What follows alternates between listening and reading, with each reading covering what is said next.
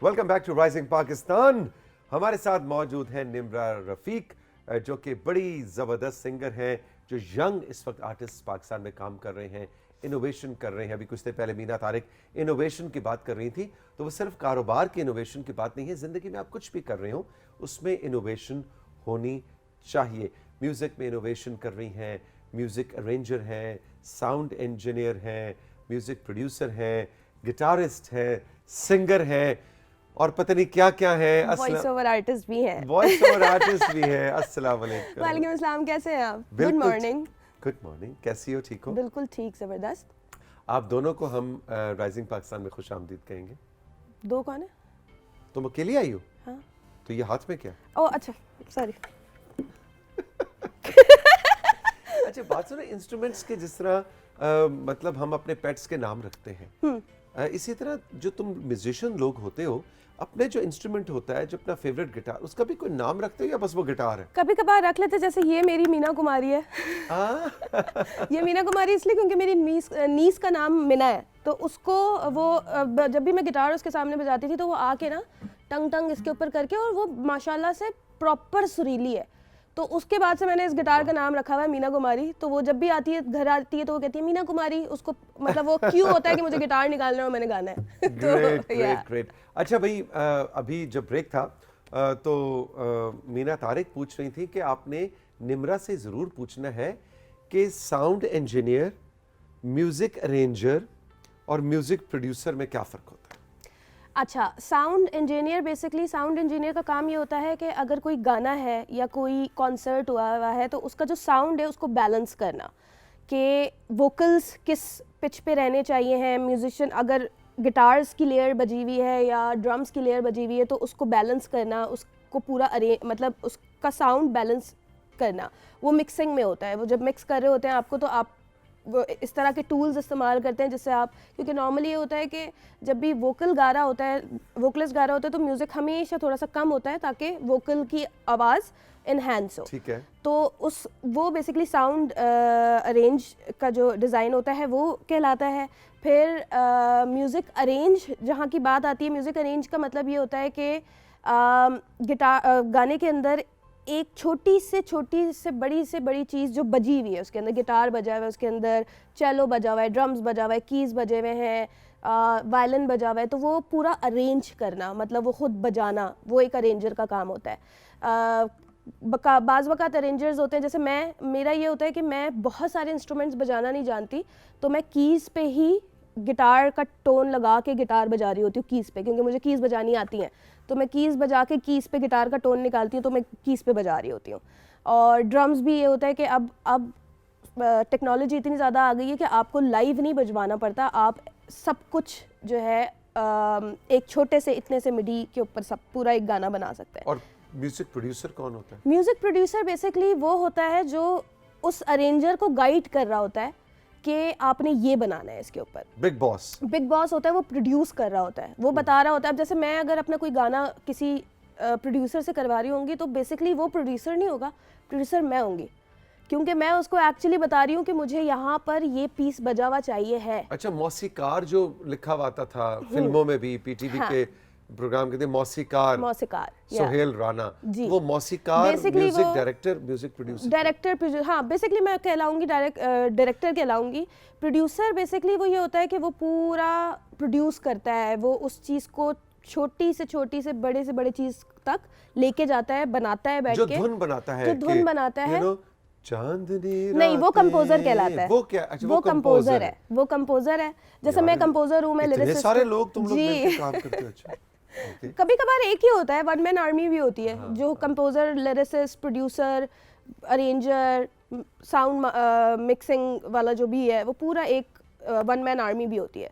जैसे शानी अरशद बहुत बड़ी मिसाल है, बहुत अच्छी। शुजा हैदर बहुत बड़ी मिसाल है, शुजा और शानी दोनों बहुत ही जबरदस्त। तो साहिर अली बग्गा बहुत बड़ी मिसाल है। मतलब ये वो लोग हैं जो वन मैन आर्मी है, कि मतलब कंपोजिशन से लेके टेक्निकल साइड भी खुद देखते हैं और धुन और क्रिएटिव साइड भी खुद देखते हैं। बिल्कुल।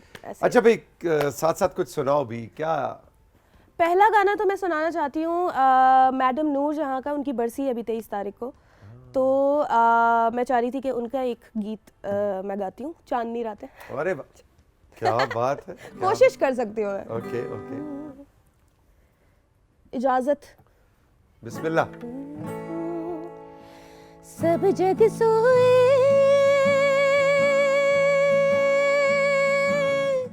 हम जागे, तारों से करे बातें, हाय चांदनी रातें, हाय चांदनी रातें। सब जग सोए हम जागे, तारों से करे बातें, हाय चांदनी रातें, हाय चांदनी रातें।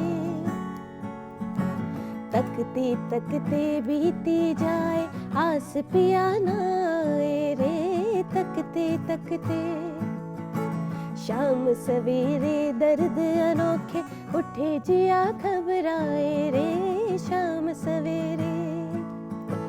रातों ने मेरी नींद लूट ली, रातों ने मेरी नींद लूट ली, दिन को चैन चुराए। दुखियां आंखें ढूंढ रही है वही प्यार की बातें, चांदनी रातें, हाय चांदनी रातें। Very nice, very Thank nice. you. अच्छा, गिटार बजाते हुए गाना बहुत मुश्किल है बहुत मुश्किल है, क्योंकि रिदम को पकड़ना, और जैसे मैडम का जो ये गाना है, ये टूट टूट के बनाया हुआ गाना है कि मतलब सब जग सोए, ये एक रिदम में जा रहा है, लेकिन जैसे आता है ना चांदनी रातें, तो वो रिदम उसका बदल जाता है, तो वो गाते हुए बजाना बहुत मुश्किल है। तो हम ये काम प्रोस के लिए छोड़ देते हैं कि वो करे वो करें, हम गाएंगे। कुछ अपना सुनाओ। अच्छा, मैंने अभी इसी नवंबर 24 को अपना गाना रिलीज किया है, उलझे ख्याल। उलझे तो वो ख्याल? हाँ, वो मैं थोड़ा सा आपको ये ख्याल तो सारे उलझे हुए ही होते हैं, सीधे ख्याल ख्याल उलझे कौन हुए- से सीधा होते मेरा तो कोई भी आज तक सीधा ख्याल नहीं रहा है मेरे सारे उलझे ख्याल है, तो वो जी। मैं आपको सुनाती हूँ।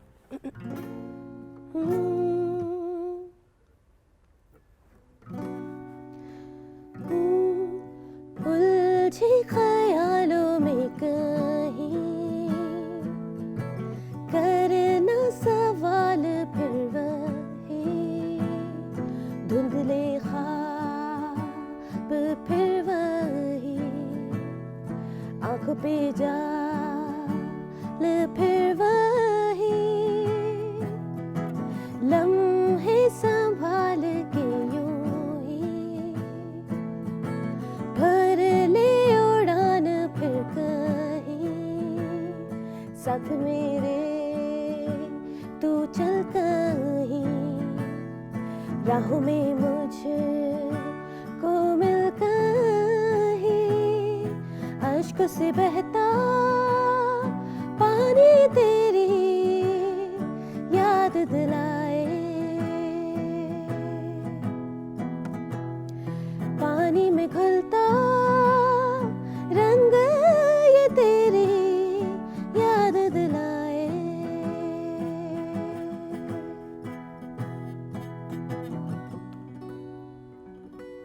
Very soothing, thank you so much. Beautiful. अच्छा, ये बताओ निम्रा कि तुम अब as a music producer, as मतलब टेक्निकल साइड पे टेक्नीशियन के तौर पे अपना करियर ज़्यादा परस्यू करना चाहती हो, या एज अ सिंगर ज़्यादा मज़ा किस में आता है? बिल्कुल उसी तरह से है कि मुझसे कोई पूछे कि आप बिहाइंड द कैमरा काम करना ज़्यादा पसंद करते हैं या in front of the camera? अच्छा, मज़े की बात यह है कि फ्रॉम द वेरी बिगिनिंग मुझे शौक ही नहीं था टीवी पे आने का। मुझे प्लेबैक गाना था, मेरा एक ख्वाब था कि मुझे मूवी के गाने गाने, मुझे ड्रामों के गाने गाने, मुझे प्लेबैक सिंगर बनना है। वो सिचुएशन ऐसी बनती गई कि मैं टीवी पे आई और फिर मैं आती गई, बट मैं जो चाहती हूँ वो ये चाहती हूँ कि मैं एक बहुत अच्छी प्रोड्यूसर बनूँ, ताकि मैं अपने गाने में खुद प्रोड्यूस करूँ, बजाय इसके कि मैं सबसे जाके मतलब मिन्नतें करूँ कि आप मेरा गाना ऐसा बना दे। बिकॉज मैं जिस तरह के गाने बनाती हूँ वो हर अगले बंदे को समझ नहीं आते। बहुत बैलेड म्यूज़िक मेरा बनता है, बहुत ही फिल्मी गाने में बनाती हूँ बेसिकली। तो मैं चाहती हूँ कि मैं खुद प्रोड्यूस करूँ और बाकी लोगों को भी मैं हेल्प करूं, जो जिनके पास प्रोड्यूसर्स नहीं है उनको बोलूं कि आओ तुम एक्सपेरिमेंट करती हूँ तुम्हारे गानों पे और हम प्रोड्यूस करते हैं। तो मैं चाहती हूँ कि मैं एज अ प्रोड्यूसर अब अपना करियर आगे बढ़ाऊँ। गाना तो मैं गाना चाहती हूँ, ऑफ कोर्स गाना तो मैं नहीं छोड़ सकती कभी भी, लेकिन ये है कि एज अ प्रोड्यूसर अगर मैं काम करूँगी तो शायद मेरे और ज़्यादा रास्ते खुलेंगे दिमाग के भी और मेरे अंदर जो काबिलियत है उसकी भी चीज़ मतलब वो भी बाहर निकलेगी। अब तो बहुत ज़्यादा डिफरेंट जॉनरास आ गए, जी। इलेक्ट्रॉनिक म्यूजिक बहुत ज़्यादा आजकल पूरी दुनिया में और पाकिस्तान में भी इन है ना जी, ईडीएम जिसे हम कहते हैं, फिर इसी तरह से रैप बहुत ज़्यादा। कितना ज़रूरी होता है कि आप नए ट्रेंड्स को फॉलो करें मशहूर होने के लिए, रेटिंग्स के लिए, फॉलोअर्स के लिए? अच्छा, मुझे इस बारे में ये लगता है जो कि मैंने नोटिस किया है आज तक कि ट्रेंड आप ज़रूर फॉलो करें, बट आप अपना जो आपका एक ऑरा है, आपका एक जॉनरा है, आप उससे बाहर ना निकलें। मैंने बहुत सारे अभी म्यूजिशियंस को देखा है कि उन्होंने बिल्कुल ही मतलब जैसे ही वो ईडीएम का ज़माना आया, हाउस म्यूज़िक का ज़माना है, उन्होंने अपना म्यूज़िक ख़त्म करके उन्होंने ईडीएम शुरू कर दिया। आप करें ईडीएम, आप अपने क्लासिकल गाने को ईडीएम में बदल सकते हैं। मतलब नुसरत फ़तेह अली, ये तो अभी आया है, नुसरत फ़तेह अली खान साहब के गाने उस वक्त ईडीएम में बजते थे, बिल्कुल, जो गोरों ने बजाना शुरू किए थे। तो मतलब वो वही वाली बात है कि ये ट्रेंड तो अब आया है, ये ट्रेंड खान साहब बहुत पहले ला चुके थे। तो आप अपने जॉनरा में रहें और अपने जॉनरा में कि मैं अपना गाना निकालती हूँ, लोग पसंद करते हैं, लोग सुनते हैं, तो मैं लेकिन जॉनरा चेंज नहीं करती अपना, मैं माहौल बदल देती हूँ, मैं प्रोडक्शन बदल देती हूँ, ईडीएम का थोड़ा सा टच दे देती हूँ ताकि लोगों को भी पसंद आए, बट मैं अपने जॉनरा से बाहर नहीं निकलती।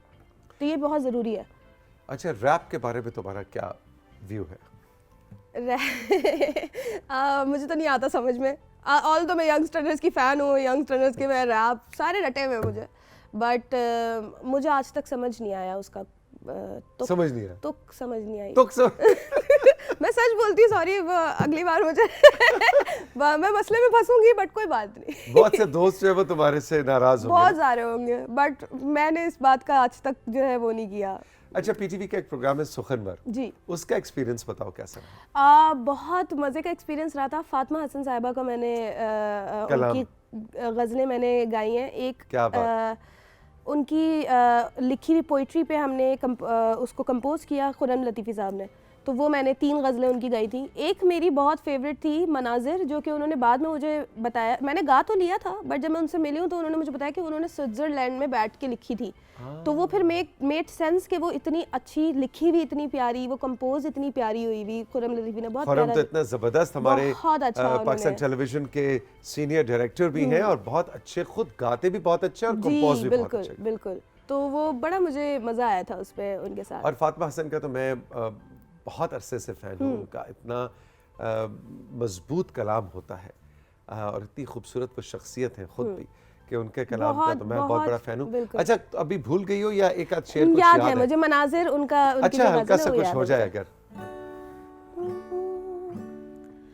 मनाजिर खूबसूरत है, मनाजिर खूबसूरत है, चलो छू कर उन्हें देखें, इन्हें महसूस करने के लिए, इन्हें महसूस करने के लिए, आँखों को रख दे नर्म सब्ज़े पर, लबों को सुर्ख फूलों पर, मनाज़िर खूबसूरत है, चलो छू कर उन्हें देखें।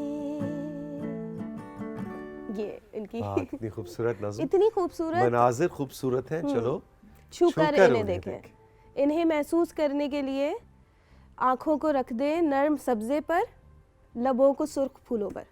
वाह, या कितना मज़ेदार, कौन सा आसान अल्फाज लेकिन एक कितना हाँ, खूबसूरत ख्याल। बिल्कुल। असल देखो, शायरी में सबसे बड़ी चीज़ जो है ना, ज़ाहिर है रदीफ़, काफ़िया, उसके अल्फाज का चुनाव, उसके डिक्शन का चुनाव सब अपनी जगह, लेकिन जो ख्याल है, जो शायर, जो सोच, जो ख्याल आपके सामने रख रहा है, मैं तो उसका लुत्फ उठाता हूँ, बिल्कुल। चाहे और कोई भी मेरे शायर। लिए बड़ी बात ये थी तौसीफ साहब कि जब मैं ये गा रही थी लाइव उनके सामने तो शी वॉज क्राइंग बिकॉज वहाँ पे मुझे ये फील हुआ कि आई जस्टिफाइड मी एंड खुरम भाई जस्टिफाइड हर पोइट्री कि वो जो उन्होंने सोच के लिखा था हमने उसमें कोई कमी नहीं छोड़ी उसको गाने में और कंपोज करने में, तो ये मेरे लिए बहुत बड़ी बात थी।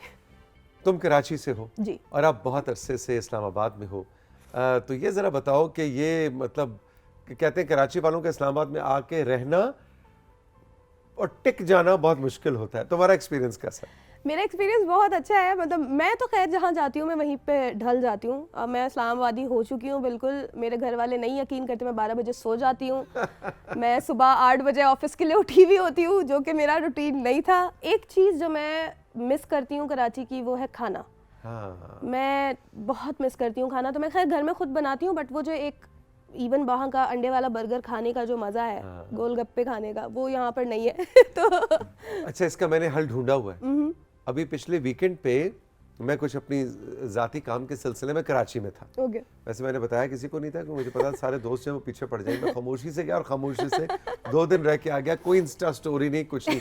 एक तो इंस्टाग्राम सबको बता देता है कि आप कहाँ हैं। तो मैं कराची से वापसी पे, अब ज़ाहिर है ब्रांड नहीं बताऊंगा क्योंकि वो फिर ज़ाहिर है प्रमोशन हो जाएगी, लेकिन वो टिन के डब्बों के अंदर हाय हाय मैं समझ गई। निहारी, बोलना नहीं अरे मैं समझ नहीं, एक नहीं है 3-4 है अब तो वो ऐसे पैकेजिंग के अंदर निहारी मैं लेके आया 5 डब्बे। ओहो। और अब मैं जो तुम्हें बात बताने लगा हूँ, किसी ने हंसना नहीं है प्लीज। शबाज पहले ही हंस रहे, मुर्जा हंसना नहीं है। अच्छा, पिछले 5 दिन से रोजाना मेरे घर में वो एक डब्बा खुलता है और मुंह में पानी आ रहा है मेरे।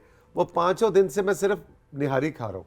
वो ऐसे ही है, ऐसे ही है। वो सुबह जो पराठे से हाय, जो हाय, निहारी खाने का मजा है ना। हाय हाय हाय। क्या अच्छा भाई, सुबह। आज की नशिस्त तकरीबन अपने इख्तिताम की तरफ बढ़ रही है, लेकिन कुछ इनायत हो, कुछ सुनाओ हमें जाते जाते मजे का, और कुछ कोई भी एनीथिंग तुम पे छोड़ता हूँ। मुझे बताएं, आप गजल सुनना पसंद करेंगे या कुछ अपबीट सुनना पसंद करेंगे?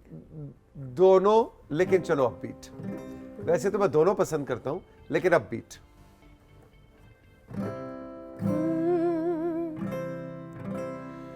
जे थुक दिरावी लंघ जावे, हयाती पंजाबी बन जावे, मैं बेड़ियां 1000 तोड़ लां, मैं पाड़ी चुसान छोड़ लां।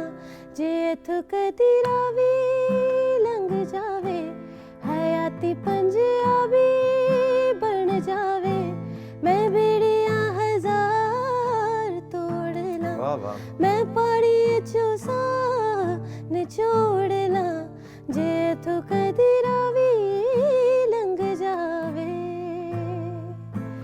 हाय